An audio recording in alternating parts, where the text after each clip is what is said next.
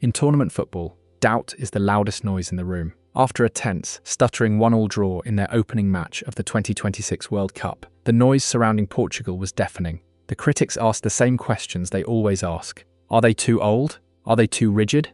Have other nations figured them out? But Roberto Martínez and his squad didn't answer the critics in the press conferences. They answered them on the pitch in Houston.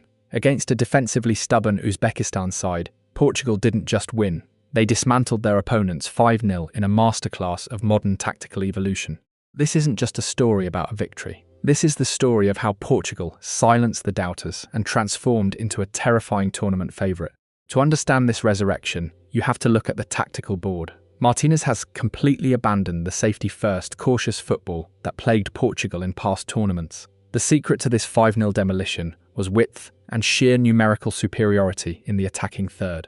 In possession, Portugal's backline effectively morphs. João Cancelo and Nuno Mendes operate less like fullbacks and more like out-and-out wingers. This pushes the formation into an aggressive 3-2-5. By overloading the wide areas, they force the opposing defence to stretch horizontally. When a backline stretches, gaps appear. And for a team with Portugal's passing accuracy, a gap is a death sentence. But pushing your fullbacks that high is essentially walking a tightrope without a net. You can only do it if you have absolute control of the centre of the pitch. Enter the engine room, Vitinha and João Neves. These two aren't just defensive destroyers, they are the rhythmic metronomes of the team. Against Uzbekistan, they dictated the tempo, recycling possession with ruthless efficiency. Their discipline creates a platform. Because they anchor the midfield so perfectly, Bruno Fernandes is given a free license to roam. He ghosts into the half spaces, those dangerous pockets of grass between the centre-backs and full-backs. He is the architect, and Vitinha and Neves give him the time to draw the blueprints. And then, there is the paradox of Cristiano Ronaldo.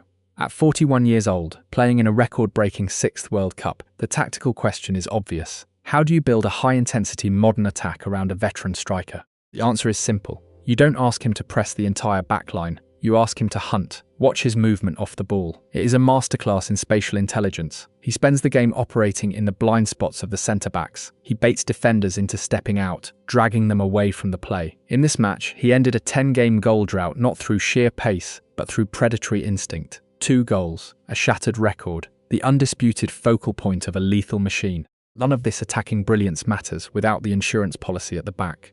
Ruben Dias is the immovable object, reading the game flawlessly to snuff out counterattacks before they begin, and behind him, Diogo Costa plays as a modern sweeper keeper, allowing the entire defensive line to push 5 yards higher than they dared to in the past.